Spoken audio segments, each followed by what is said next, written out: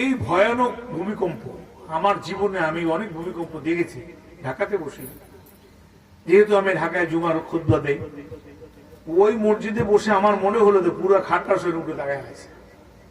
প্রথম ধাক্কাটা এমন হয়েছে, পরে মনে করলাম যে বিল্ডিং সহ কাঁপতেছে, কটকট করে আওয়াজ হইতেছে, মানে রডের শব্দ হইতেছে। তা আমি চিন্তা করলাম যে থেকে বাঁচার উপায় নাই, তো বাতিলে পড়েছে কে করে দরজাটা মাত্র খুলছে, এর মধ্যে উপরের লোকজন সব দৌড়ে এত গ্যাদারিং মানুষ, মানে দৌড়, আমি কই যাও। কিন্তু ভাইরা আমার, বিকেল বেলা খবর পেলাম মানুষ দুনিয়ার থেকে চলে গেছে 10 জন। তার মধ্যে প্রথম মায়ের কান্না, একটাই মাত্র ছেলে, MBBS পাস করেছে। পুরান ঢাকায় ছেলেটা জানুয়ারি বা ফেব্রুয়ারিতে চাকরিতে অংশগ্রহণ করবে। মায়ের কাছে আবদার করছে, মা গো আজকে শুক্রবার দিন, চলো বাজারে যাই, কিছু গরু গোশ কিনে নিয়ে আসি। বাজারে রওনা করছে। 10:30 সময় ভূমিকম্প শুরু হয়েছে। ওরা রিক্সার মধ্যে, মা ছেলে। পুরান ঢাকার বিল্ডিং এর কানিজ ভেঙে পড়ে গেছে, রিক্সার উপরে পড়ছে, ছেলেটা ছিটকে পড়ে গেছে, রক্তে রাস্তা লাল হয়ে গেছে, মাও ছিটকে পড়ে গেছে। সবাই দৌড়ে আসছে, সবাই দৌড়ে আসছে। মহিলাকে ধরবে, মহিলা ডাক দিয়ে আমার ওই যে একমাত্র কলিজার টুকরা ছেলে, আমার ওই ছেলের রক্তে রাস্তা লাল হয়ে গেছে, তোমরা ইটগুলো সরাই আমার ছেলেটারে একটু বের করো। আমার জীবনের বিনিময়ে আল্লাহ যেন আমার ছেলেটারে বাঁচায় দেয়। মায়ের এই চোখের পানি, কিন্তু মায়ের মাথায় তো ইটের আঘাত লাগছে। মা কিছুক্ষণ পর অজ্ঞান হয়ে গেছে, মার জ্ঞান ফিরে না। ছেলে তো জ্ঞান ফিরেই না, ছেলে তো রক্তের রাস্তা লাল হয়ে গেছে। ছেলেকে হসপিটাল নিয়ে গেছে, ঢাকা মেডিকেল নিয়ে গেছে। আমার আল্লাহ দেখাই দিলেন, বান্দা তোর বাঁচার বড় শখ, কিন্তু মরো যেন কোন সময় তা কেউ জানে না। জানেন কে? এই বাবা কান্দে আর বলে, ডাক্তারি পাস করাইতে 12 লাখ টাকা খরচ হয়েছে, সব মিলাইয়া 20 লাখ টাকা ছেলের পিছনে খরচ করেছে।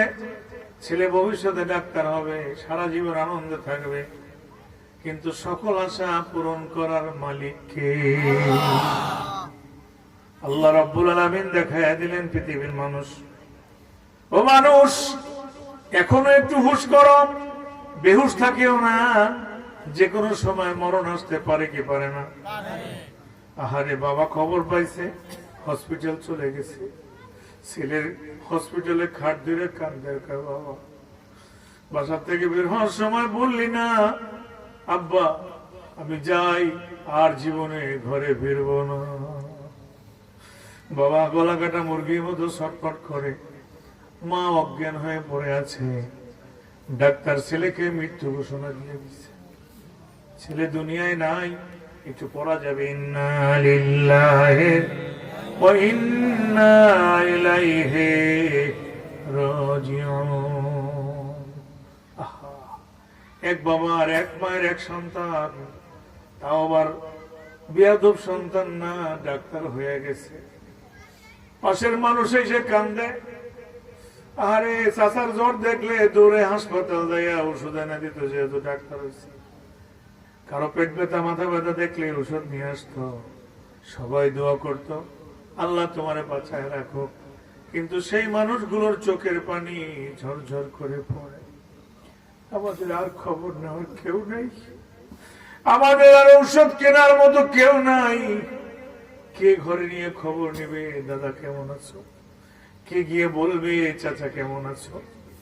বাচ্চাটা মারা গেল, বাবা অপেক্ষা করতেছে, মায়ের হয়তো জ্ঞান ফিরবে, মায়ের কাছে অনুমতি নিয়ে দাফন দিবে, কিন্তু মা তো জ্ঞান ফিরে না।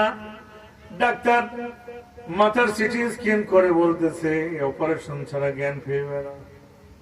বাঁচতেও পারে, মরতেও পারে, বলা যায় না, কিন্তু তার অপারেশন ছাড়া জ্ঞান ফিরবে না।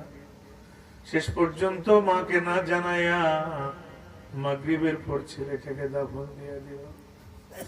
কত মানুষের চোখের পানি, কিন্তু যেই মা 10 মাস 10 দিন পেটে বহন করছিল, যেই মা 2 বছর হাওয়া লাইনে কামেলায় দুধ পান করাইছিল, সেই মা জানলো না কলিজার টুকরা মাটির তলায় চলে গেছে। যখন অপারেশন হইল 2 দিন পর জ্ঞান ফিরছে। জ্ঞান ফেরার পরে স্বামীকে ডাক দিয়ে বলল, স্বামী রে, আমার বাবা জান কেমন আছে, কোথায় আছে, আমার একটু নিয়ে চলো। স্বামীর চোখ দিয়ে পানি পড়ে, তোমার ছেলে ভালো আছে, কারণ অপারেশন হয়েছে, হঠাৎ করে কিছু পাইলে স্ট্রোক করে মারা যাবে।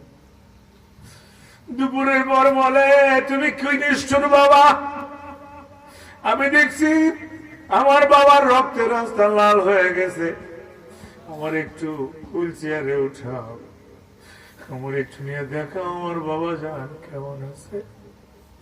ওই দুনিয়ার খবর বলতে পারে নাই, কিন্তু মা চোখের পানি ছেড়ে কাঁদে আর বলে, আমার বাবা কি নাই, আমার বাবারে কি দেখাবো না। আমার আল্লাহ রাব্বুল আলামিন দেখায় দিলেন পৃথিবীর মানুষ একই বাবার একই সন্তান, একই মায়ের একই সন্তান, মৃত্যু কাউকে বলে আসবে না।